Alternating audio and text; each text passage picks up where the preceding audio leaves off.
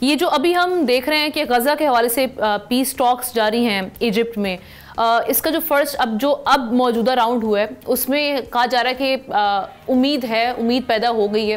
کہ یہ اپنی غزہ جو ڈیل ہے اس حوالے سے سیز فائر کی، یہ اپنے انجام تک پہنچے، اور ابھی تک جو ٹاکس کے حوالے سے خبریں آ رہی ہیں وہ یہ مثبت رہی ہیں۔ آپ کس طرح سے دیکھتے ہیں، کیونکہ اس میں جو دو معاملات ہیں کنٹینشیس میٹر ہیں، ان میں ایک تو آ گیا ودڈرال اسرائیلی فورسز کا کمپلیٹلی، اور دوسرا ڈس آرم ہونا حماس کا۔ اس پہ کوئی ڈیڈ لاک تو نہیں آ سکتا، اور کب تک ہم ایکسپیکٹ کریں کہ یہ معاملات جو ہیں وہ نمٹ جائیں گے؟ اس ویک کے اندر ہو جائیں گے معاملات؟ دیکھیے، اسرائیلی اور امریکی ذرائع یہ کہہ رہے ہیں، اور جو ان کی اطلاعات چھپ بھی چکی ہیں، کہ پہلا دن خوشگوار رہا، آج دوسرا دن ہے، اور ادھر جو ہے خلیل الحیہ ہیں، ان کے ایک ساتھی ہیں حماس کی طرف سے، اور دوسری طرف سٹیو وٹکاف ہے اور جیرڈ کشنر ہیں جو ان کے سن ان لا بھی ہیں پریزیڈنٹ ٹرمپ کے، تو وہ بھی خاصے خوشگوار ماحول میں کہہ رہے ہیں گفتگو ہو رہی ہے، اور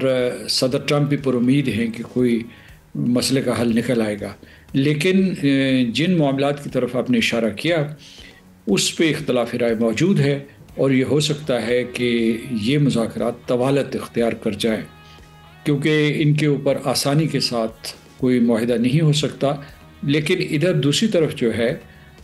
ترکی کا، قطر کا، سعودی عرب کا اور امارات کا، مصر کا بھی بڑی حد تک اس کے اوپر حماس کے اوپر یہ زور ہے، دباؤ ہے کہ آپ جو ہے ان شرائط کو قبول کریں اور اہل فلسطین کے لیے، اہل غزہ کے لیے قربانی دیں۔ تو ممکن ہے کہ حماس اس کے اوپر آمادہ ہو جائے، کیونکہ جو 20 نکاتی فارمولے میں ان کے لیے شک ہے وہ یہ ہے کہ یا تو ان کو ایمنسٹی دی جائے گی، یا پھر جو ہے اگر وہ جانا چاہیں گے تو وہ غزہ سے باہر چلے جائیں گے۔ تو یہ دونوں صورتیں جو ہے میرا خیال ہے کہ ان کے لیے قابل قبول نہیں ہوں گی، لیکن انہوں نے یہ ان کو یقین دلایا ہے، جو ان کے عرب اور اسلامی حمایتی ہیں، جو ممالک ان کی مدد کر رہے ہیں، کہ وہ اس مرتبہ جو ہے ایک تعمیری انداز میں ان تمام معاملات کے بارے میں سوچیں گے۔ لیکن اسرائیل کا جو اب تک کا رویہ رہا ہے مسعود صاحب، جس میں ہم نے دیکھا کہ اگر آج کی چلے ہم بات کر لیں، 2 درجن سے زائد افراد جو ہیں غزنز ان کو شہید کیا گیا ہے، ایک ایسے ٹائم میں جس وقت پیس ٹاکس بھی جاری ہیں، سیز فائر کے حوالے سے اس وقت نیگوسیشنز بھی چل رہی ہیں، بیکنگ ہے ویسٹرن کی اور عرب کنٹریز کی اس وقت، تو اتنے جب ہم دیکھ رہے ہیں سٹیک ہولڈرز اس میں آ چکے ہیں، اس کا پاس بھی نہیں رکھا جا رہا، اور اب بھی وہاں پر جب صدر ٹرمپ بھی کہہ رہے ہیں کہ بمبارڈمنٹ جو ہے اس کو بند کیا جائے، ہالٹ کر دیا جائے، لیکن اس کے باوجود اسرائیلیز جو ہم دیکھ رہے ہیں وہ باز نہیں آ رہے، اور آج بھی شہادتیں ہو رہی ہیں۔ تو اس میں ایک ٹرسٹ کا جو ایشو آ جاتا ہے، وہ گارنٹی کون دے گا کہ اس کے بعد بھی جو امپلیمنٹیشن ہے اس کو یقینی بنایا جائے گا اسرائیل سائڈ سے؟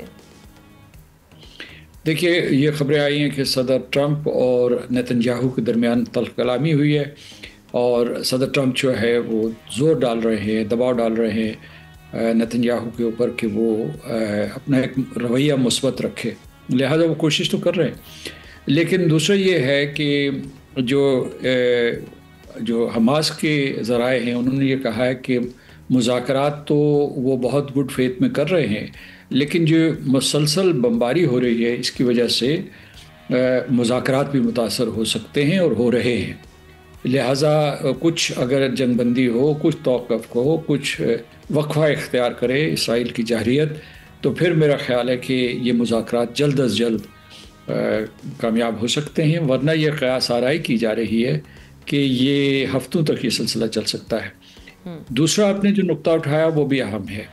کیونکہ اس کے بارے میں شکوک و شبہات کا اظہار کیا جا رہا ہے کہ ایک مرتبہ اگر یہ معاہدہ ہو بھی جاتا ہے، کاغذ پہ لکھا بھی جاتا ہے، تو اسرائیل کا کوئی بھروسہ نہیں کہ وہ مستقل جنگ بندی کی بجائے جو ہی یرغمالی واپس اسرائیل کی سرزمین پہ آ جائیں اور فلسطینی قیدی چلے جائیں، تو ممکن ہے کہ وہ دوبارہ سے جارحیت کا آغاز کر دے۔ تو اس کے بارے میں جو امریکہ کو، آپ اسرائیل کی بات کریں، کیا امریکہ پر بھی ٹرسٹ کیا جا سکتا ہے، یا آپ سمجھتے ہیں کہ اسرائیل اور امریکہ اس معاملے میں سیم پیج پر ہیں، دونوں ہی ٹرسٹ وردی نہیں ہیں جو اب تک کے معاملات ہوئے، B-8 جو ایران کے ساتھ نیگوسیشنز ہو رہی تھیں، ان کے نیوکلیر ویپن پروگرام کے حوالے سے اسرائیل حملہ آور ہوتا ہے، اس کے بعد امریکہ نے حملہ کر دیا، امریکہ کی بیکنگ کے بغیر تو کوئی بھی قدم ہم سمجھتے ہیں کہ اسرائیل نہیں اٹھا سکتا، تو آپ سمجھتے ہیں کہ کیا امریکہ ساری نیگوسیشنز میں یا اس سارے پروسیس میں ٹرسٹ وردی ہے؟ ایسے بظاہر نظر آ رہا ہے، ممکن ہے کہ در پردہ کوئی اور چیز ہو، لیکن بظاہر نظر آ رہا ہے کہ اس انیشیٹو میں صدر ٹرمپ کا جو انہوں نے خود لیا ہے، یعنی یہ کسی دوسرے شخص نے نہیں لیا یا ادارے نے نہیں لیا، تو ان کی سٹیکس بہت زیادہ ہیں، یعنی امریکی عوام کے سامنے اور بین الاقوامی برادری کے سامنے، مشرق وسطیٰ میں جو ان کے حلیف ہیں، مسلمان حلیف ہیں، عرب حلیف ہیں، ان کے سامنے ان کی سٹیکس بہت بلند ہیں، ہائے ہیں، لہٰذا وہ اس اپنے ہی پلان کو سبوتاج کرنے کی کوشش نہیں کریں گے، اور ان کی یہ بھی خواہش ہے کہ انہیں امن انعام دیا جائے۔ جو یرغمالی ہیں ان کے خاندانوں نے بھی ان کو کہا ہے کہ وہ صدر ٹرمپ کو نوبل پیس پرائز کے لیے نامزد کریں گے، کیونکہ ان کو ایک امید کی کرن سامنے آئی ہے کہ وہ یہ جو یرغمالی ہیں، زندہ یرغمالی جو 20 کے قریب ہیں، وہ واپس آ جائیں گے۔ اور اسرائیل میں بھی بہت بڑے پیمانے پہ مظاہرے ہوئے ہیں اور جنگ بندی کے حق میں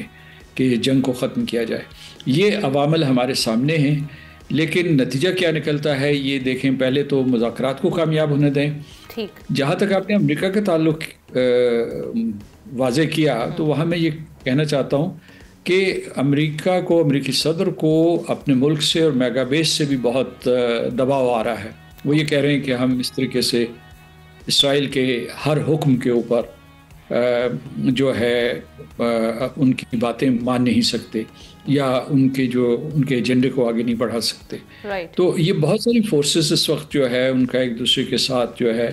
انٹریکشن ہو رہا ہے۔ تو آسان نہیں ہوگا، مطلب کسی بھی معاہدے سے امریکہ جیسے ملک کا ہٹنا، چونکہ اس میں سٹیک ہولڈرز جو ہیں اب وہ بہت سارے آ چکے ہیں۔ Thank you so much. Subscribe کریں اور بیل دبائیں تاکہ کوئی خبر رہ نہ جائے۔